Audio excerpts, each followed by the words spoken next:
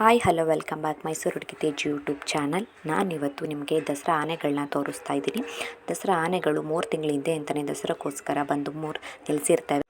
ಆನೆಗಳು ಯಾಕೆ 3 ತಿಂಗಳಿಂದನೇ ಬಂದು ನಿಲ್ಲಿಸಿರ್ತವೆ ಅಂತ ಎಲ್ಲರಿಗೂ ಗೊತ್ತಿರೋ ಅಂಥದ್ದೇ. ಮೈಸೂರಿನಲ್ಲಿ ಅಲ್ಲಿಗೆ ಅದು ಅಡ್ಜಸ್ಟ್ ಆಗಿ ಅದು ಗಾಬರಿ ಆಗಬಾರ್ದು ಜನಗಳ ಮಧ್ಯೆ ಇದ್ದಾಗ ಅನ್ನೋದಕ್ಕೋಸ್ಕರ. ಹಾಗೆ ನಾವು ಕೂಡ ಮೈಸೂರಿನಲ್ಲಿ ಆನೆ ಇರೋದ್ರಿಂದ ನೋಡೋದಕ್ಕೆ ಹೋಗಿದ್ವಿ. ನಿನ್ನೆ ಸಂಡೇ ಆಗಿರೋದ್ರಿಂದ ಭಾನುವಾರ ನೋಡ್ತಾ ಇರ್ಬೋದು ನೀವು ಆನೆಗಳು.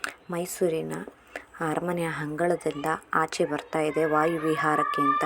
ನಾವು ಹೋಗಿದ್ದ ಟೈಮಿಂಗು ಒಂದು 5:30 5:45 ಆಗಿರ್ಬೋದು. ಅಷ್ಟೊತ್ತಲ್ಲಿ ಇವು ಆಚೆ ಬರ್ತಾ ಇದ್ವಿ. ನಾವು ಕೂಡ ವೆಯ್ಟ್ ಮಾಡ್ತಾ ಇದ್ವಿ ಎಲ್ಲರೂ ಕೂಡ. ನಾನು ನಮ್ಮ ಮನೆಯವರು ಮತ್ತು ನಮ್ಮ ಪಾಪು ಹೋಗಿದ್ವಿ. ನೋಡಿ ನಿಧಾನವಾಗಿ ಹೆಜ್ಜೆ ಹಾಕ್ಕೊಂಡು ಹೇಗೆ ಬರ್ತಾ ಇದೆ ಅಂತ ಆನೆಗಳು. ಅದು ತುಂಬ ಆನೆ ಇದೆ, ಚೆನ್ನಾಗಿ ಕಾಣಿಸ್ತಾ ಇತ್ತು. ನಾವು ಹತ್ರಕ್ಕೆ ಹೋಗಲಿಲ್ಲ ಅಷ್ಟೇ. ನೋಡ್ಬೋದು ನನ್ನ ಮಗ ಎದ್ದು ನಿಂತು ನೋಡ್ತಾ ಇದ್ದಾನೆ. ಅದು ನಿಮ್ಗೆ ಕಾಣಿಸ್ಲಿಲ್ಲ, ಅದು ಸ್ಕಿಪ್ ಆಯಿತು. ಎಷ್ಟು ಚೆನ್ನಾಗಿ ಬರ್ತಾ ಇದೆ ಅದು.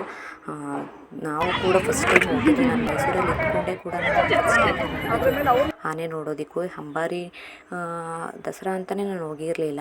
ಫಸ್ಟ್ ಸ್ಟಾರ್ಟಿಂಗು ನಾನು ಆನೆ ನೋಡೋದಕ್ಕೆ ಅಂತ ನಾನು ಹೋಗಿದ್ದು ಇದೇ ಫಸ್ಟ್ ಟೈಮ್. ನಾನು ನೋಡ್ಬೋದು ಎಷ್ಟು ಚೆನ್ನಾಗಿದೆ ಅಂತ. ಎಲ್ಲರೂ ತುಂಬ ಜನ ಸೇರಿದರು. ಎಲ್ರಿಗೂ ಇಷ್ಟ ಆಗುವಂಥದ್ದು. ಎಲ್ಲರೂ ತುಂಬ ಜನ ಮಕ್ಕಳನ್ನ ಕರ್ಕೊಂಡು ಬಂದಿದ್ದರು.